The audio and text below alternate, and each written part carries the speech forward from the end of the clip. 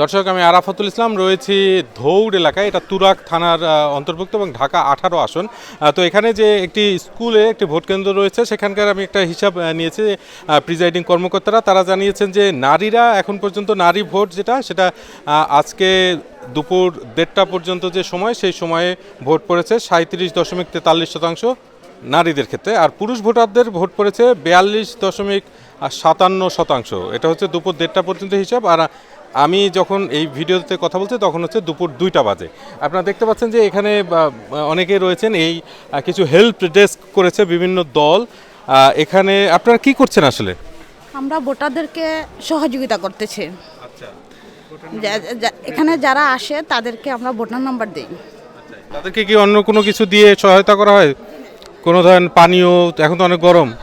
এরকম কিছু করা হয় না, কোনো সহযোগিতা করা হয় না, শুধু ভোটার নাম্বার দিয়ে আমরা সহযোগিতা করি। আচ্ছা, এবং এই ভোটার নাম্বার দেওয়ার ক্ষেত্রে কি শুধু আপনাদের পক্ষে যারা ভোট দেবে তাদেরকে দেন, না সবাইকে? সবাইকে দিই, সবাইকে। আর এখন পর্যন্ত এখানে কোনো রকম অপ্রীতিকর পরিস্থিতি কিছু হয়েছে? না, এখনো দেখিনি, অপ্রীতিকর সমস্যা এখনো দেখিনি। মোটামুটি শান্তিপূর্ণভাবে হচ্ছে। জি, শান্তিপূর্ণভাবে হচ্ছে। ধন্যবাদ আপনাকে। দর্শক, আপনারা জানেন যে এই ঢাকা 18 আসনে এনসিপি যে নতুন যে রাজনৈতিক দল, গণ অভ্যুত্থানের পর যে রাজনৈতিক দল তৈরি হয়েছে, সেই গণ অভ্যুত্থানের অনেক নেতাদেরকে নিয়ে সেই দলের একজন প্রার্থী রয়েছেন ঢাকা 18 আসনে। তার পক্ষে প্রচারণা চালাচ্ছে যে জোটে এনসিপি রয়েছে, জামায়াত ইসলামীর সঙ্গে যে 11 দলীয় জোট, সেই 11 দলীয় জোট। তো এই হেল্প ডেস্কটি ছিল এনসিপির শাপলাকলির। কিন্তু একই সঙ্গে আরও বেশ কয়েকটি হেল্প ডেস্ক এখানে রয়েছে। আমার ঠিক উল্টো দিকে আমার সহকর্মী সাজ্জাদ হোসেন আপনাদেরকে দেখাতে পারবেন যে সেখানে ধানের শীষেরও একটি হেল্প ডেস্ক রয়েছে।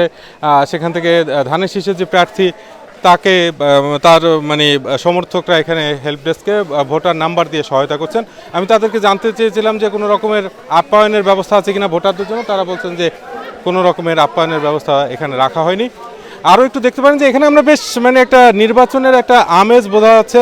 বিভিন্ন দলের সমর্থকরা এখানে রয়েছেন, তারা ঘুরছেন।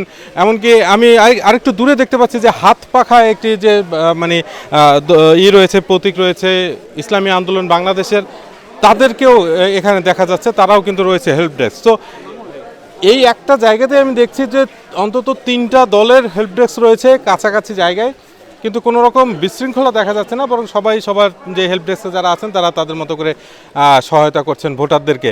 আপনার সঙ্গে একটু কথা বলি। আপনার কি নাম?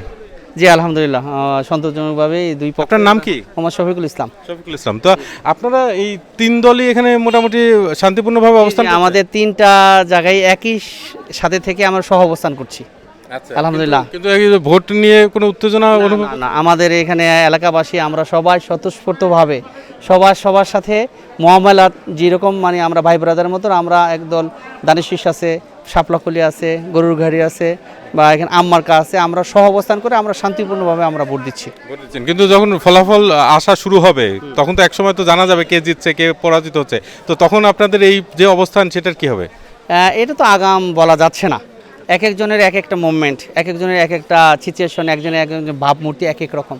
তো আমাদের পক্ষ থেকে আমরা চাই, আমরা যদি ভালো করি তা আলহামদুলিল্লাহ, আর আমরা যদি অপোজিশন হই তাও আলহামদুলিল্লাহ।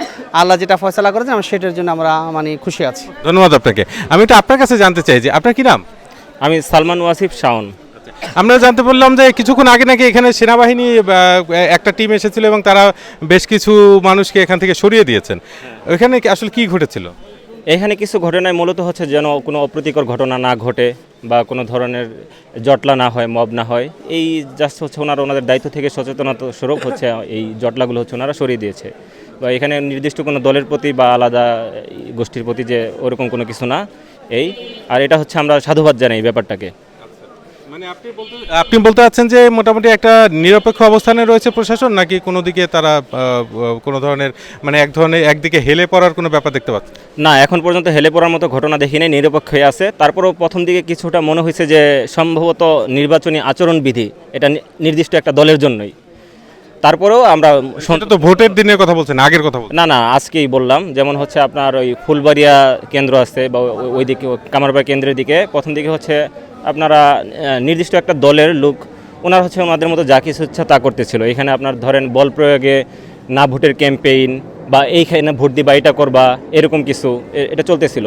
তো ওই ওই ওই জায়গায় যখন আমরা গিয়েছি এটা বাধা দেওয়ার জন্য হোক বা ওই বিষয়ে কথা বলার জন্য হোক, তখন দেখা গেছে যে প্রশাসন বা সেনাবাহিনী যারা আছে ওনারা হচ্ছে আমাদেরকে সরাই দিচ্ছে, বা ওনাদের উচিত ছিল ওইখানে হচ্ছে যা ব্যবস্থা না কথা বলা। যদিও বিষয়গুলো ছোটোখাটো, কিন্তু এগুলো নিয়ে তেমন অপ্রীতিকর কিছু হয় নাই, কিন্তু এখন সুরাহা হয়েছে। সুরাহা হয়েছে, কিন্তু এগুলো নিয়ে বড় কিছু হওয়ার সম্ভাবনা ছিল। কিন্তু তারপরও আমরা প্রশাসনের প্রতি, সেনাবাহিনীর প্রতি, পুলিশের প্রতি সম্পূর্ণভাবে এখন পর্যন্ত সন্তুষ্ট। ধন্যবাদ আপনাকে। জি। দর্শক, আপনারা জানেন যে এবার বিপুল সংখ্যক পুলিশ, সেনা সদস্য থেকে শুরু করে আরও মানে বাহিনীকে দায়িত্ব দেওয়া হয়েছে নিরাপত্তার জন্য, এবং বেশ ভালোভাবে নিরাপত্তা দেওয়ার যে চেষ্টা, সেই চেষ্টা দেখা যাচ্ছে। এখানে আমরা দেখতে পাচ্ছি যে ধানের শীষের কয়েকজন আছেন, তারাও আপনারা দেখতে পাচ্ছেন যে তারা ভোটার আইডি মিলিয়ে তারপরে তাদেরকে টোকেন দিচ্ছেন, যে টোকেন দিয়ে তারা সহজে ভোট দিতে পারবেন। এবং আমি যে অন্য যে হেল্প ডেস্কটি ছিল সেখানে জানতে চেয়েছিলাম, এটি আসলে অন্য হেল্প ডেস্কটি এনসিপির, তারা বলছিলেন যে শুধুমাত্র মানে ভোটারকে, তিনি যেই দলের ভোটারই হোক না কেন তাদেরকে তারা সহায়তা করছেন। তো আমরা দেখতে পাচ্ছি এখানে কয়েকজন ভোটারও রয়েছেন। আপনার কি ভোটার এই এলাকার? ভোট দিয়েছেন এখানে? না। আপনার নাম কি? ফাতেমা। আপনি ভোট দিয়েছেন? দিচ্ছি না এই জায়গাতেও না। আচ্ছা, ভোট দিবেন না? আমি তো এই জায়গার ভোটার না, কোন জায়গার ভোটার আপনি? দেশের। তো যান নাই ভোট দিতে? গেছি না, আমার বাচ্চার অসুস্থ দেয়। সেই জন্য যেতে পারেননি। জি। ধন্যবাদ আপনাকে। তো দর্শক, আপনাদেরকে আমরা জানাচ্ছিলাম এই তুরাগ ধৌড় এলাকা থেকে এখানকার আপডেট। আপনাদেরকে আরও তথ্য আমরা জানাবো, আমাদের সঙ্গেই থাকুন এবং ডয়েচে ভেলের কন্টেন্ট নিয়মিত পেতে dw.com/bengal এই ঠিকানায় চোখ রাখুন।